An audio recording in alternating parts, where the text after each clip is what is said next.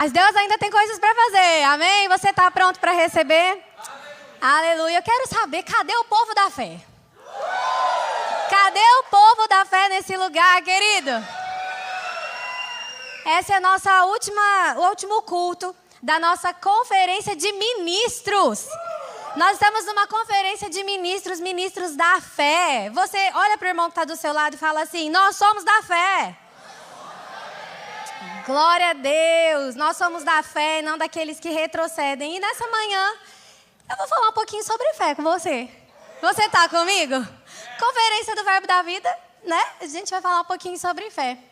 E queria falar um pouco, quando a gente vê lá, né, em Hebreus, no capítulo 11, a gente vê que nós temos a tão famosa Galeria da Fé. Não é verdade? Quem aqui não conhece a Galeria da Fé? Homens e mulheres que Deus resolveu listar por causa de uma fé aprovada diante de Deus e diante dos homens. Mas sabe, queridos, o que eu vou ministrar nessa manhã? Eu até agradeço a Deus, porque o tom das ministrações estavam já vindo preparando para o que eu ia falar. Porque sabe, queridos, você sabe por que esses heróis estão aqui nessa galeria? Não é porque a vida deles era um morango, não. Esses homens e mulheres foram parar na Galeria da Fé porque, apesar dos desafios, eles venceram em fé. E nessa manhã não quero te desencorajar, não. Mas nós vamos falar sobre desafios para quem é da fé. Você está alegre ainda sobre isso? A vida desses homens e mulheres, queridos, não era um morango. Vamos combinar comigo que Abraão sai da sua terra, da sua parentela, numa época que não tinha GPS, Google Tradutor, ele não sabia para onde ele ia, qual era o idioma que ia ser falado. Você que chegou aqui nos Estados Unidos, né? Você que veio de outra nação, você tinha Google Tradutor, tinha Waze, tinha Google Maps, tinha tantos recursos. Eu não estou diminuindo seu desafio, ok? Amém? Eu estou só dizendo que não era fácil não para Abraão. Você acha que Moisés, querido, foi fácil para ele enfrentar Faraó? Imagina você chegando diante de uma autoridade. Lá no Brasil nós temos algumas autoridades, outros que estão se colocando como autoridade. Você teria coragem de chegar diante dele e falar assim, Deus está mandando, liberta meu povo. É linda a história. Mas você acha que não teve uns arrepios? Uma dorzinha de barriga? Teve, ele disse, Senhor, escolhe outro. A gente vê Raabe. Que lindo, que mulher de fé. Escondeu os espias. Tu tinha coragem? Porque se batessem lá e encontrassem os espias, a cabeça dela rolava junto. Eu imaginei o silêncio mesmo. Essas histórias são maravilhosas. São as histórias que nós contamos para os nossos filhos, são as histórias que nós contamos para nós mesmos, para nos animar, para encher a nossa fé.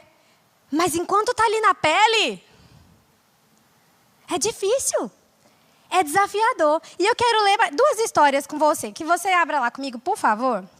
Atos 21, 11. Eu vou tentar ser bem breve nas leituras, algumas a gente vai só citar, tá bom? Por causa do tempo mesmo. Gente, que privilégio, que alegria estar aqui. Estou me sentindo muito honrada mesmo de fazer parte dessa conferência. Amém. Vamos lá de novo. Atos 21, 11. Nós estamos abrindo. Atos 21, 11, ele vai dizer o seguinte. Cadê? Oxe, espera aí que eu abri errado.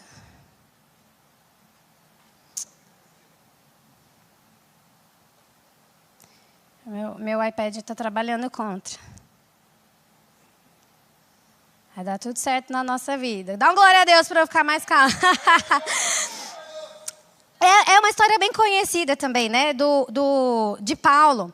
E aí ele começa esse pedacinho que eu vou falar, dizendo assim: e vindo ter conosco, tomando o cinto de Paulo, né? O profeta pega o cinto de Paulo, ligando com ele os próprios pés e mãos, declarou: isso diz o Espírito Santo. Assim, os judeus em Jerusalém farão ao dono deste cinto e o entregarão nas mãos dos gentios. Quando ouvimos essas palavras, tanto nós como os daquele lugar, rogamos a Paulo que não subisse a Jerusalém. Então ele respondeu: o que fazeis chorando e quebrantando-me o coração? Pois eu estou pronto não só para ser preso, mas até para morrer em Jerusalém pelo nome do Senhor. Como, porém, não o persuadimos, conformados dissemos: faça-se a vontade do Senhor. E antes de explanar um pouco mais sobre esse texto, vamos comigo para Mateus 16, 21. A gente vai construir aqui um pensamento, tá bom? Mateus 16, no versículo 21. Posso ler? Amém? Desde esse tempo, começou Jesus Cristo a mostrar a seus discípulos que lhe era necessário seguir para Jerusalém e sofrer muitas coisas dos anciãos, dos principais sacerdotes e dos escribas, ser morto e ressuscitado no terceiro dia. E Pedro, chamando-o à parte, começou a reprová-lo, dizendo: tem compaixão de ti, Senhor, isso de modo algum te acontecerá. Mas Jesus, voltando-se, disse a Pedro: arreda, Satanás. Olha para o teu irmão e fala assim: tu quer ser boca de Deus ou do Satanás?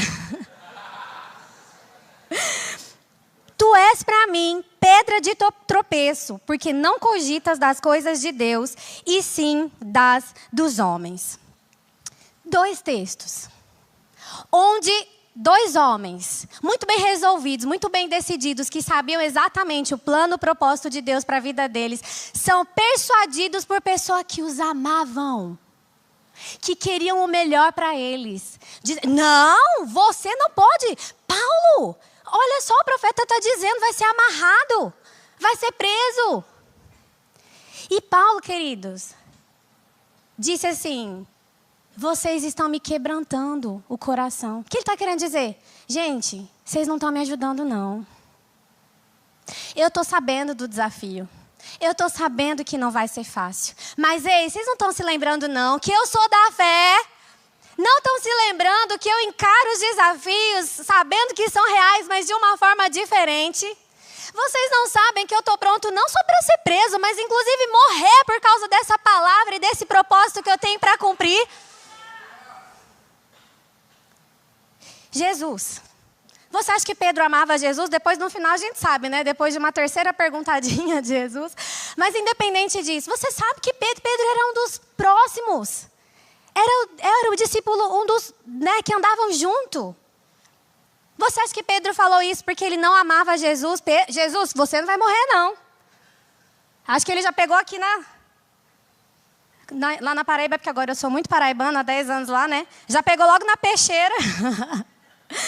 Jesus, Pedro, você está me atrapalhando, Pedro. Você negar que o desafio vai chegar não me ajuda a encarar o que está por vir, Pedro. E nós vemos, queridos, que Jesus tanto sabia que ia ser difícil que ele ora ao Pai. Se possível, Senhor, afasta. Jesus já estava entrando em agonia. O que ele precisava? Ei, gente, fica acordado aqui, só fica comigo. Jesus não precisava que Pedro passasse a mão na cabeça. Não, não vai acontecer. Jesus precisava só que ele ficasse acordado junto em oração. Isso é ser da fé. Eu estou contigo e não abro. Jesus chegou a suar sangue, querido. Você sabe, eu não preciso desenhar para você o sacrifício de Jesus. Mas sabe o que acontece? Lá em Isaías 53, abre comigo rapidinho. Lá no texto de Isaías 53, nós vamos ler aqui o versículo 10. Todavia, ao Senhor agradou moê-lo, fazendo-o enfermar. E quando der a ele a sua alma como oferta pelo pecado, verá a sua posteridade prolongará os seus dias, e a vontade do Senhor prosperará nas suas mãos. Ele verá o fruto do seu penoso trabalho de sua alma e ficará satisfeito. Existe uma versão que diz: ele se alegrará. O meu servo, o justo, com seu conhecimento justificará a muitos, porque a iniquidade deles levará sobre si. Jesus conhecia Isaías 53. Era a Torá que ele lia. Ele não estava em dúvida se ia ser penoso ou não. Ele sabia, mas ele se fortalecia sabendo, vai ser penoso. Mas a alegria do fruto proposta. A alegria do fruto proposta. A alegria do fruto proposta. Eu resolvo me alegrar. Senhor, vai ser difícil. Eu vou pedir para sair. Eu vou pedir para desistir. Mas eu sei que eu vou me alegrar. Vai valer a pena. Isso é andar em fé. Não é dizer, aquela cruz não vai existir. A cruz não vai chegar. Aleluia, não vai ter cruz. Não, isso não é fé.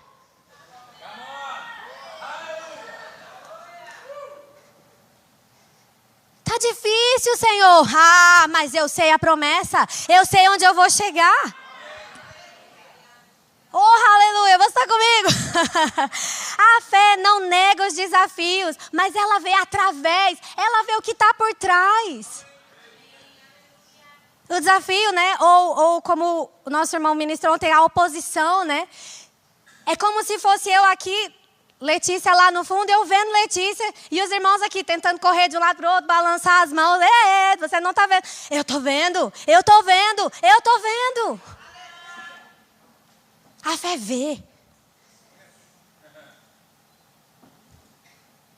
Você entraria na cova dos leões? Você entraria numa... E na fornalha ardente? Porque, querido, eu não sei você, mas requer fé para entrar num trem desse. Como eu disse, as histórias são lindas. Mas era fogo de verdade. Era leão de verdade. A gente descobriu que teve uma tia no DI que se vestiu de leão. E aí ela foi, acho que com muita... um dom, talento artístico muito bom. Que Levi assustou. E a tia teve que tirar a máscara. Levi, a tia. Não tinha máscara ali naqueles leãozinhos, não. E eles não sabiam que os leõezinhos iam ficar calminhos e dormindo. Eles só sabiam de uma coisa. Negar eu não vou. Então bora para esse leão. Isso é fé. Não, sabe o que é? Deus, eu estou segurando a onda. Eu estou segurando a onda. Mas se bater ali na porta, eu não garanto. Eu não garanto. Que ânimo dobre. Eu não sei o que está por vir, mas Senhor, eu conheço o final da história. E se ainda não for nessa vida, eu sei o que me espera lá. Tiago 2. Vamos abrir comigo? Tiago, capítulo 2.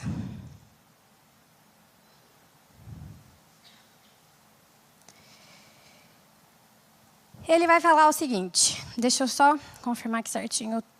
Do 1 ao 4, nós vamos ler.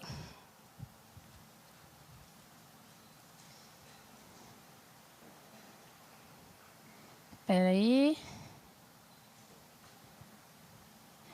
Gente, a gente fica meio nervosa aqui mesmo, viu? Eu anotei até o texto errado aqui de Tiago. É o Tiago da perseverar na fé. Vamos lá, me ajuda aí. Ui. Tende por grande motivo, vamos lá.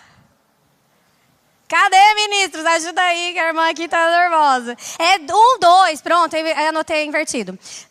Dá uma glória a Deus comigo, aleluia!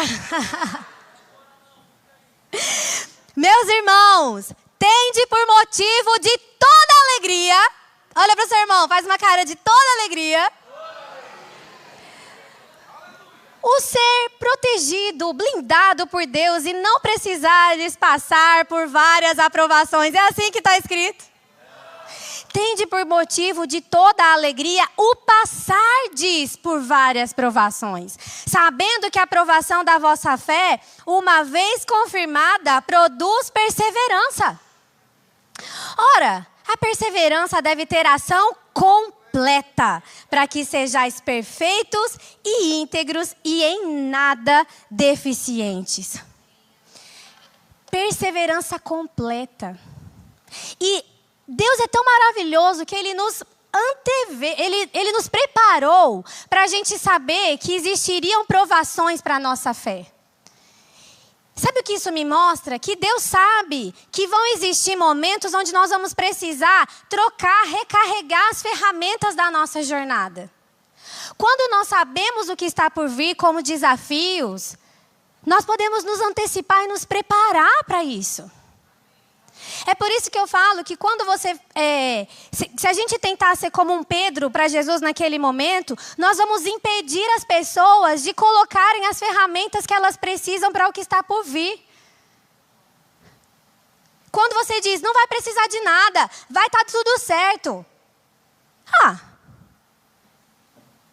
Mas quando você diz, ei, vai ter esse desafio, vai ser assim, vai ser... Opa, então eu vou me fortalecer aqui, eu vou estudar sobre isso, eu vou pegar essa bagagem. Eu vou estar pronto. Eu vou estar pronto. Você quer estar pronto? Ou quer estar descuidado? É diferente, queridos. Eu não estou querendo te dizer que a vida de fé é só de desafio para você. Né? Não vamos virar um caça-desafio. Onde tem um desafio, eu estou lá. Não. Mas existe uma diferença entre eu ficar dizendo para as pessoas sobre mim ou para elas, tá tudo bem, tá tudo bem, tá tudo bem, tá tudo bem, se prepara, se prepara. O profeta foi específico, Paulo, vai acontecer isso aqui com você. Ele já sabia o que ia chegar. Eu vou dar um exemplo assim, meu, né, com relação, por exemplo, à gravidez. Fiquei grávida já, a Estela é minha segunda bebezinha. E existe toda uma preparação para uma pessoa engravidar. Acredito que a mulherada sabe disso. Não é assim, de repente você está lá. Existem mudanças no corpo que vão acontecer. No psicológico que vão acontecer. Não sei se você lembra, mas ano passado, em fevereiro, era para eu estar aqui nessa conferência e eu não pude estar, porque estava muito enjoada, tinha acabado de descobrir que Estelinha estava chegando, não consegui pegar o voo, eu realmente estava muito enjoada, passando muito mal. E as pessoas dizem, não, gravidez não é fácil, tem mulher que gravidez é fácil, cada um tem a sua história, mas eu vou te dizer, ainda que tivessem me dito, olha, se você engravidar, você vai perder uma conferência, você vai passar mal, você vai passar enjoo. Com todo o amor que eu tenho por vocês, querido. Eu não trocaria meu pacotinho que está lá no DI para estar aqui com vocês uma conferência a mais, não. Existem momentos onde a gente tem que abrir mão. Existem momentos que vai... Você acha que era fácil passar um enjoozinho? Estou só diminuindo. Não era fácil, mas a alegria, a cada enjoo era, eu sei o que eu estou enjoada, é um bebezinho. Eu lembro que às vezes eu falava para o Thiago, na do Levi, né, que ainda era tudo novidade, eu falava assim, Thiago, eu acho que eu estou ganhando peso dele. Lembra que a gente fez um exame de ultrassom e a gente viu que tinha um bebezinho crescendo aí na sua barriga? Mas a gente se prepara, e é difícil, mas quando vem aquele ultrassom que você vê, ai, que alívio, não tem problema o enjoo. É sobre isso que eu estou falando, querido. De fases que elas são desafiadoras, mas que estão carregando um futuro, um propósito, e é transitório. O bebê vai chegar. Vai nascer. O que você está gerando? É desconfortável gerar. Eu conheço Suene lá de Campina Grande, ela fala que ela ama, a coisa mais deliciosa do mundo para ela era estar grávida. Alguém fica grávida, ela fala, ai, queria ficar grávida de novo. Para mim foi mais desafiador, então eu estou falando com base na minha experiência. É desafiador gerar. Talvez você está gerando frutos na sua nação, na sua igreja. E às vezes parece que ninguém está contribuindo. Eu lembro que o Thiago veio mesmo assim, passou um mês aqui, e eu e João sozinha lá com o Levi de 2 meses. Não estou aumentando o meu problema. Eu estou te dizendo que ele era real para aquilo que eu estava vivendo, mas hoje eu já nem lembro mais. Ai, ninguém está pegando junto comigo. Gera tu. Rega você a sua fé.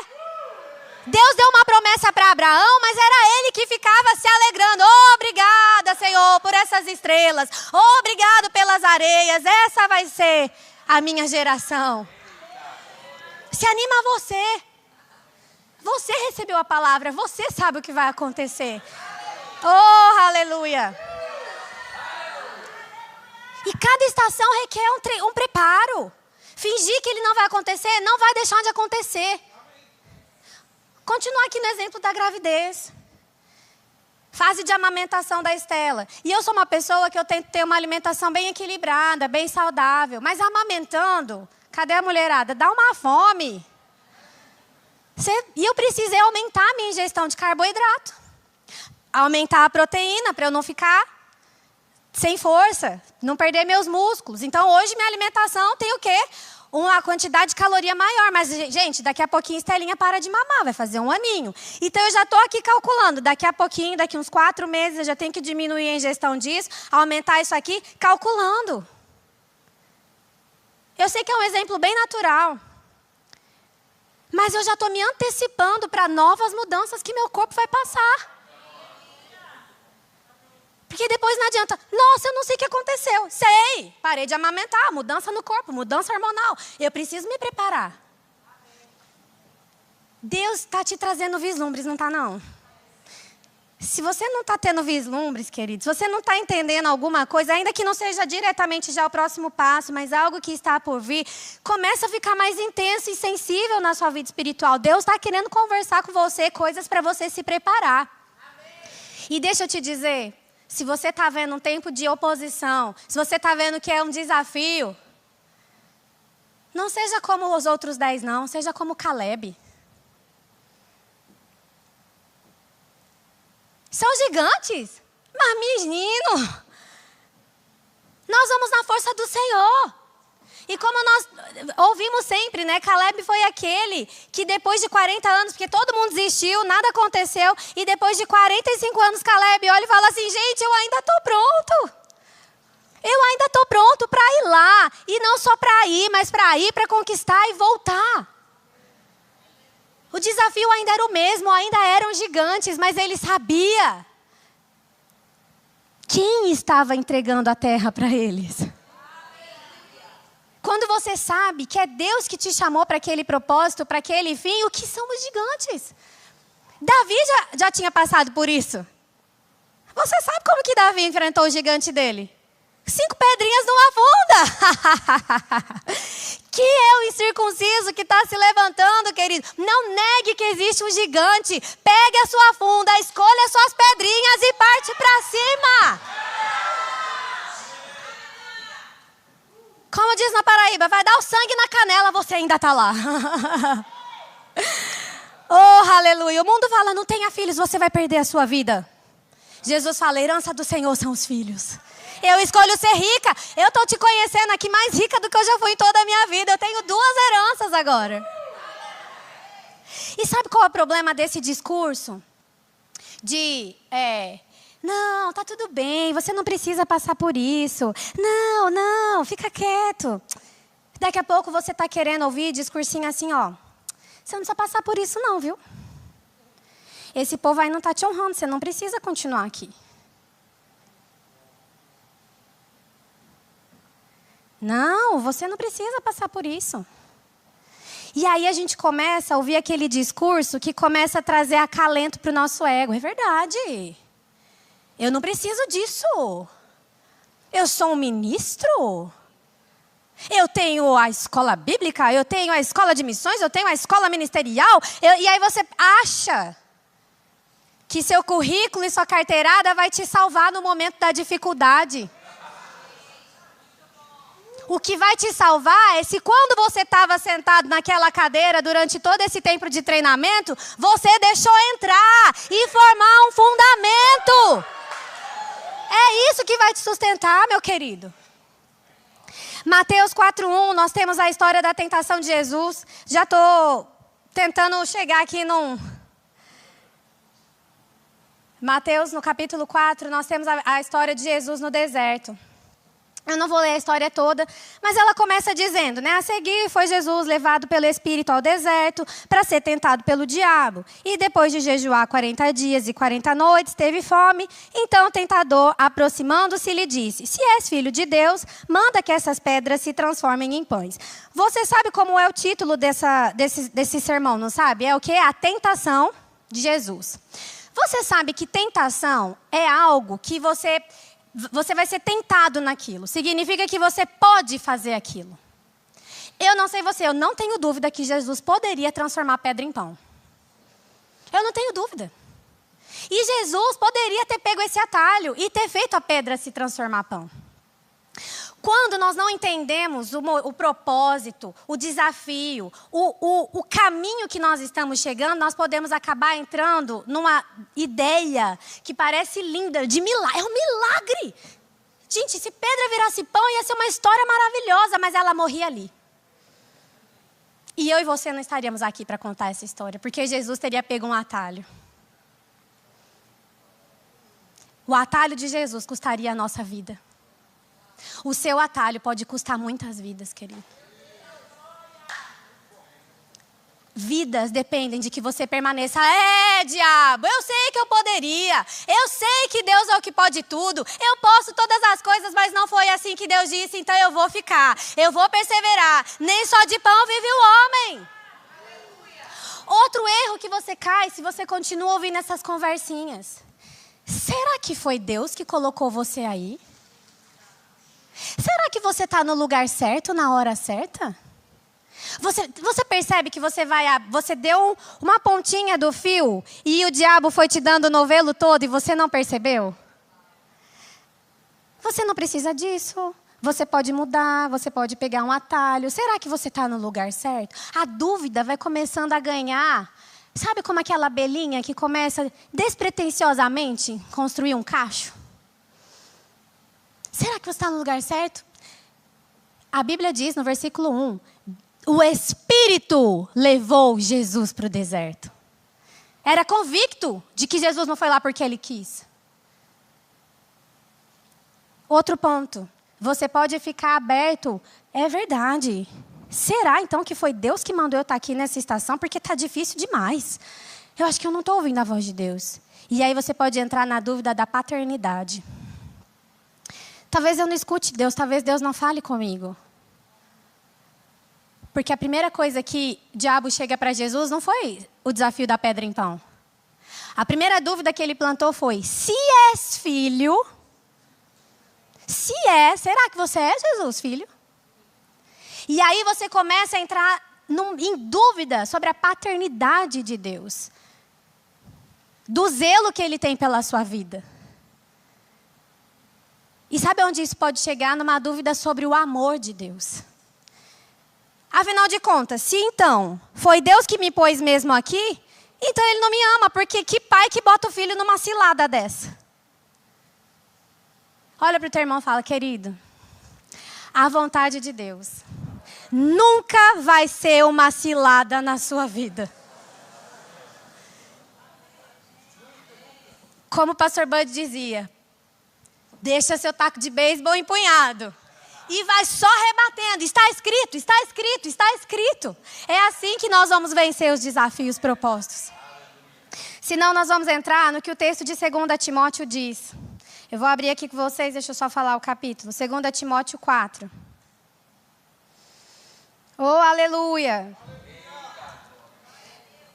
Como eu disse, querido, não estou te dizendo que a vida vai ser só desafio, não.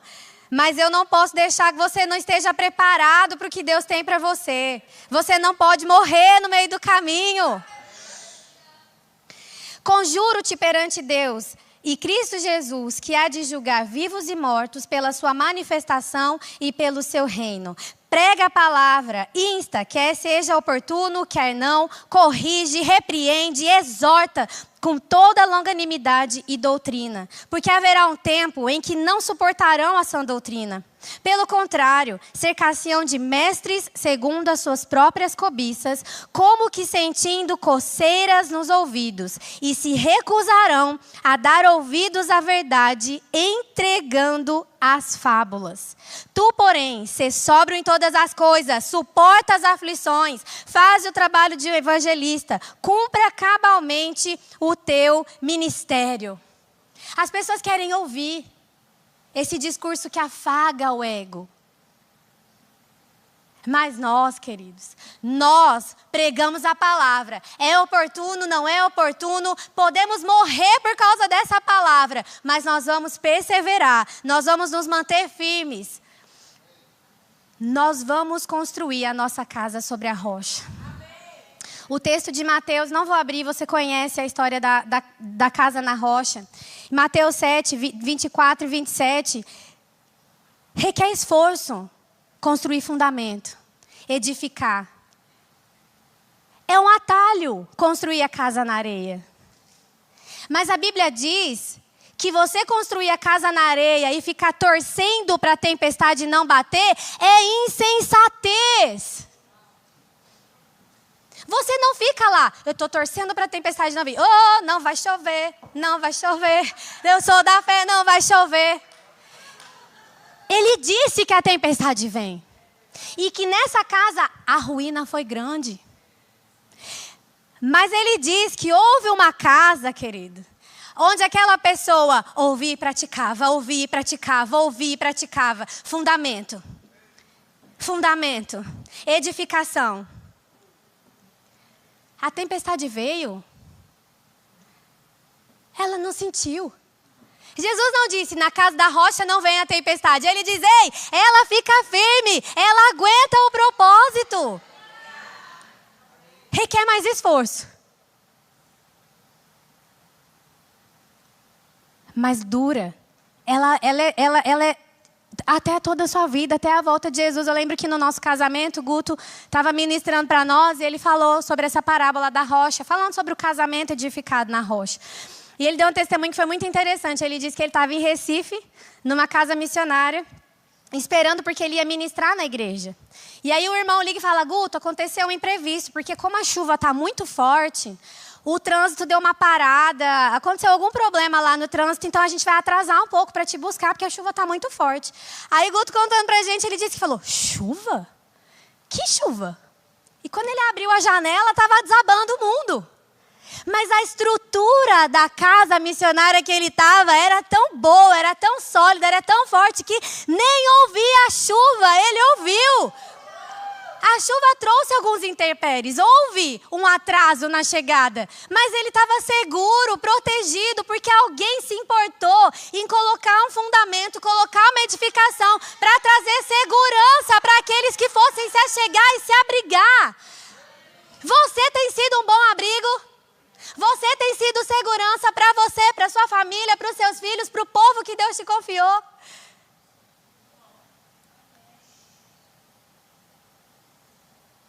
Se você constrói bem seu fundamento, você pode dormir enquanto os ventos sopram, querido.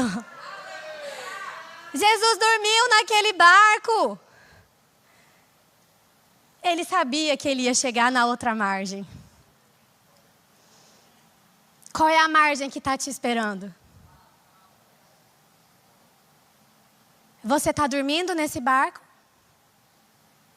E entenda, dormindo construindo, né? Se fortalecendo, se edificando. Oh, querido, como eu vou falar mais uma vez, a vida de fé é deliciosa. O texto que diz que nós comeríamos o melhor dessa terra é real. Você fica feliz de saber que Deus tem o melhor dessa terra para você? Os melhores empregos, as melhores vagas. O green card. Filhos. Talvez você está aí crendo e confessando para gerar filhos. Eu libero essa palavra sobre você. A palavra diz que não haveriam estéreis, nem crianças de poucos dias. Eu libero essa palavra sobre você. Sua madre se abrindo, seu filho chegando. Receba pelo Espírito. Mas sabe, enquanto você está na mesa do banquete, oh, aleluia, o melhor. Filhos inteligentes, filhos que não vão se corromper. Eu construí minha casa na rocha, eu estou protegido, o mundo não me atinge, a tempestade está inundando, levando tantas casas. Eu estou firme, eu estou sólida, eu estou construída, mas sabe de uma coisa? Não sei se eu vou ajudar quem vai traduzir aí, mas não fique tão aleluiado na mesa do banquete que você se esqueça o propósito. Não fique tão aleluiado que você se esqueça que você não está numa luta não, mas que você está avançando, desbravando em território inimigo. É bom demais nas quatro paredes, mas nós fomos chamados para o mundo. As portas do inferno não podem prevalecer. É verdade, mas você já parou para pensar o porquê que fala sobre as portas do inferno? Porque nós estamos arrombando. É lá que nós estamos indo. Aqui é bom demais, mas eu não tenho medo. Eu vou para o campo de batalha. Eu vou à frente. Eu vou abrir caminhos, eu vou trazer vidas. Não é uma luta de fé, não. Você entendeu o que eu estou falando nessa altura do campeonato? Não entendeu? Ai, o mundo está perdido. É para lá que você vai. Como é que está a sua mala? São os drogados, Califórnia, são os drogados, são os homossexuais, são os ladrões, são os desprezados, muitos chamando de escória da sociedade. Deus levantando homens e mulheres fiéis, que não têm a sua própria vida como preciosa, para pegar junto com vocês e entrar e avançar sem medo.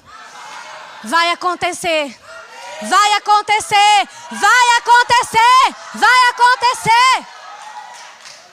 Receba por tabela, querido. Vai acontecer. Para finalizar, Hebreus 10:36, você já conhece. A Bíblia fala: aqueles que retrocedem, Deus não se apraz. Querido, se a Bíblia diz que existe a possibilidade de retroceder, é porque Ele sabia que nem sempre ia ser fácil. Deus sabia que em algum momento nós iríamos ficar tentados a olhar para trás e falar: Deus, como aquela criança, né, pai? Pai, e Deus nessa manhã está te dizendo: vá, meu filho, vá, meu filho, vá, meu filho, vá, meu filho. Eu creio que eu cheguei, entendi. Nessa manhã é isso que Deus está fazendo. Em seu infinito amor e paternidade, eu entendi agora. Obrigado, Senhor. Deus está pegando na sua mão, torcendo por você e te dizendo: vá, meu filho. Vá, meu filho. Fui eu que te chamei, fui eu que plantei esse propósito no seu coração. Eu estou com você. Você está pronto para entrar, para conquistar e vencer esses gigantes. Como disse a irmã Kim esses dias, né? Don't you dare quit. Às vezes, uma coisa que me ajuda é eu ver minha vida como um filme de ação. Você sabe que, às vezes, ali o 007, ele tem muitos recursos, ele tem uma equipe maravilhosa, mas em algum momento do filme, o avião explode, ele não tem paraquedas, ele cai sozinho no meio do deserto. Às vezes a gente está assim, parece que não tem recurso, parece que não tem equipe, parece que não tem nada. Mas na cena seguinte, com um canivete...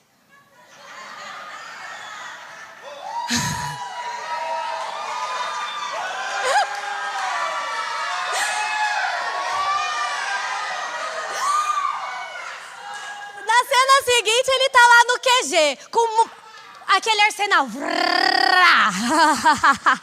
Aquela equipe pronta. Com um canivete, o bonde. Que bonde? O James. James Bond. Querida, se eu te dissesse que não importa o momento do seu... Não tinha paraquedas, não tinha equipe, não tinha recurso, mas essa é só uma cena da história. Cadê a sua espada? Cadê a sua espada?